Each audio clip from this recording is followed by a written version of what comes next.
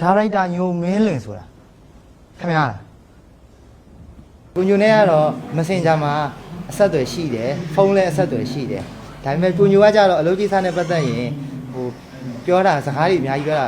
ာသူပြောတဲ့ဟာတွေကိုသူများပြောတာသူမကြိုက်ဘူးဆိုတော့ကျွန်တော်အဲ့ဒါကိုညိုပြေ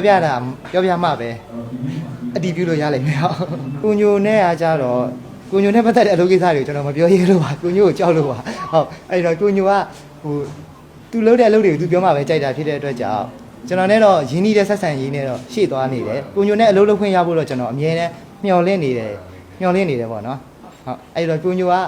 ဟိုရွေးချယ်ပြီးတော့လက်တွဲလုပ်မယ်ဆိုရင်တော့အရန်ဝမ်းသာမိမှာပါပေါ့နော်ကိုညိုပေါ်မှာအရန်ဟိုလေးစားဖို့ကောင်းပြီးတော့အမှုပညာကိုဘောင်မခတ်ထားပဲနဲ့ဟိုလွတ်လပ်စွာနဲ့လုပ်ခွင့်ပေးတဲ့ဟိုဒါရိုက်တာတရားလို့ကျွန်တော်မြင်တယ်ဗျထားကြလိုက်ပြီကိုညိုကိုတိုင်ကဟိုကိုညိုအရန်အားနာလို့တောင်းပန်တဲ့အချိန်မှာကိုညိုကိုတိုင်ကဟိုအားနာစရာမလိုဘူးပေါ့နော်သူအပြေးဝနားလဲတယ်ဆိုတာမျိုးလေးကိုပြောပြတဲ့အတွက်ကြောင့်ကျွန်တော်အဲ့စိတ်ကကိုညိုပြောတဲ့အချိန်ကစပြီကျွန်တော်မှမရှိတော့စိတ်ရှင်းသွားပြီဟာ你在了三个喇叭声 K I'm your me来转喇叭茶店 K 宝宝爸爸你要面问没 I'm your me来转用尽目标 K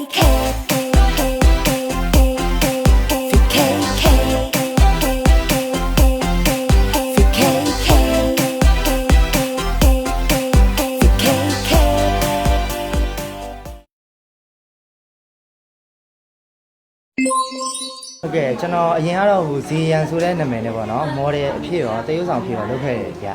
ျအခုတော့ဒီ2025အကုန်ကစပြီးတော့ပေါ့နော်စိုးဝနာအောင်ဆိုတဲ့နာမည်ကိုပြောင်းပြီးတော့အမှုပညာလုပ်ငန်းတွေကိုဆက်လုပ်နေပါတယ်ဗျဟုတ် hair style တွေချင်းနေဆိုတာဟိုတရုပ်ဆောင်တယောက်ဖြစ်နေတော့လေဟို character တွေပုံများများလုပ်ခွင့်ရအောင်လို့ပေါ့နော်စပင်အရှိရနေပြီးတော့ဟိုအတူလေးညှက်လိုက်တာပါဗျဟုတ်ဟို hair style ချင်းတာကလည်းဒီဟိုကိုဗစ်တွေပါဖြစ်ပြီးရုပ်ရှင်တွေနဲ့နားထားတဲ့အချိန်ဆိုတော့ပြည်သက်နဲ့နည်းနည်းအဆက်အသွယ်ပြတ်သွားတော့သပင်ရှည်နဲ့အတူမှာဟိုမမီတော့တဲ့လူတွေလည်းရှိတယ်ဗျပြည်သက်တွေလည်းရှိပါတယ်ဟုတ်အဲ့ဒါလေးတော့အခက်အခဲရှိပါတယ်ဟို Superstar Academy မှာပြိုင်ပွဲဝင်ပြီးတော့ဟိုဒီအနုပညာလောကတွေကိုဝင်ဖို့အတွက်ဟိုတကားတစ်ချက်လိုပါပဲဟိုအဲ့ကနေတစ်ဆင့်သိပြီးတော့လာဆက်သွယ်တဲ့အလုပ်တွေလည်းဟိုရရှိခဲ့ပါတယ်ပေါ့နော်ဟိုအနည်းငယ်ပေါ့ပြီးတော့ဟိုဒါရိုက်တာအဲ့မှာပါဝင်တဲ့ဒါရိုက်တာထိုင်နေနဲ့ဟိုရင်းနှီးမှုတစ်ခုရရှိခဲ့ပါတယ်အဲ့ပွဲကနေဟိုစူပါစတားရဲ့ပြီးမှလည်းဟိုနည်းနည်းပြဿနာလေးလည်းနည်းနည်းရှိခဲ့တယ်ပေါ့နော်ပရိသတ်တွေအထင်အမြင်လွဲသွားစေနိုင်တဲ့ကိစ္စချက်လေးတွေလည်းရှိခဲ့တယ်ပေါ့နော်ဟိုအဲ့ဒါလေးတွေအခုတော့ပြေလည်သွားပါပြီဟိုပြေလည်ပြီးတော့ဟိုရန်ကောင်းမှုပြီးနှွေးထွေးတဲ့ဆက်ဆံရေးရှိနေပါတယ်အဲ့ Superstar Academy ကလူတွေအကုန်လုံးဟိုကျွန်တော်ကအလုပ်လုပ်တဲ့အချိန်မှာကျွန်တော်ကံပေါ့နော်ဟိုအလုပ်တစ်ခုလုပ်ပြီဆိုရင်နေရာတနေရာရောက်ရင်အစားကနေပြန်စားရတဲ့ဟာလေးကခဏဖြစ်တတ်တယ်ပေါ့နော်ဟိုကျောင်းတော့ကလည်းဒီလိုပဲဆောင်းပွဲတွေဖြေလဲဆက်ရဲတွေရှိလို့ပြန်ဖြေရတာမျိုးတွေဆောင်းပွဲကြလို့ပြန်ဖြေရတာမျိုးတွေဒီအလုပ်အနုပညာအလုပ်လုပ်တဲ့အချိန်မှာလည်းကျွန်တော်တို့အစားကနေပြန်စားရတယ်ဆိုတဲ့ခံစားချက်တွေကိုခဏပေးတယ်ပေါ့နော်အဲ့တော့ဟိုတော်တော်လေးကိုတော့ခက်ခဲတယ်ဒါပေမဲ့ကျွန်တော်ဟိုဇွဲမလျှော့ပဲနဲ့တော့စူးစမ်းနေပါတယ်ဗျဟုတ်ပရိသတ်တွေကပြောကြတယ်ပေါ့အရန်ပဲသပင်ရှည်ပြန်ထားပါဆိုတာမျိုးလေးပြီးအရင်တော့ကနည်းနည်းပြည့်ဖောင်းပုံစံလေးကိုပူကြိုက်ကြတယ်လို့လည်းပြောကြတယ်နော်အဲ့ဒီတော့ကြောင့်ဟိုပြန်တော့သွားဖို့တော့အစီအစဉ်ရှိတယ်သပင်ရှည်ပြန်ထားဖို့လည်းအစီအစဉ်ရှိတယ်ဒါပေမဲ့ကာရီတာဒီပုံမူတည်ပြီးတော့တဖြည်းဖြည်းတော့ပြောင်းလဲပြီးတော့ထားသွားဖို့တော့စဉ်းစားထားပါတယ်ပေါ့နော်ခံတာဖို့လည်းအခုလည်းဟိုချင်းနေပါရေးဆော့ပြီးတော့နည်းနည်းဝိပြန်တောင်စူးစမ်းနေပါတယ်ဟုတ်နေရမင်းသားတွေလို့ကျွန်တော်တော့မထင်ပါဘူးအဲ့လိုမျိုး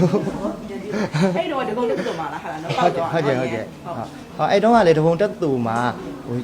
ကျောင်းမှာတင်တဲ့ပုံလေးတွေအရတဆင့်လူတွေသိပြီးတော့ကျွန်တော်အနုပညာအလုပ်တွေကိုလှုပ်ရှားခွင့်ရခဲ့ပါတယ်ဟို music video နာမည်ကြီးတဲ့အဆိုတော်တွေရဲ့ music video တွေပြီးဟိုဇလန်တွဲတွေမှာလည်းကျွန်တော်ပါဝင်သရုပ်ဆောင်ခွင့်ရခဲ့ပါတယ်ဗျဟုတ်လူတွေတော့တယောက်မှလို့လာပြောတာတော့တစ်ခါမှမကြုံဘူးကျွန်တော်ဘာမှရီးသားစကားလာပြောတာလို့အဲ့လိုအမတ်တရားလက်ဆောင်လာပေးတာတော့မကြုံဘူးပေါ့နော်ဒါပေမဲ့ဟိုတဆင့်ပုံစံမျိုးလေးတွေကြားတာပြောတာတော့ကြားဘူးတယ်တကယ်ဟုတ်လားဂျားတွေကပဲဆေးထိုးလာတော့မသိဘူးဟောဟာစိတ်ဝင်စားနေတယ်ပေါ့မင်းစိတ်ဝင်စားတယ်ပေါ့အဲ့လိုမျိုးပေါ့အဲ့ကြရင်ကောင်လေးကမန်တက်သွားလားငါမတက်ပါ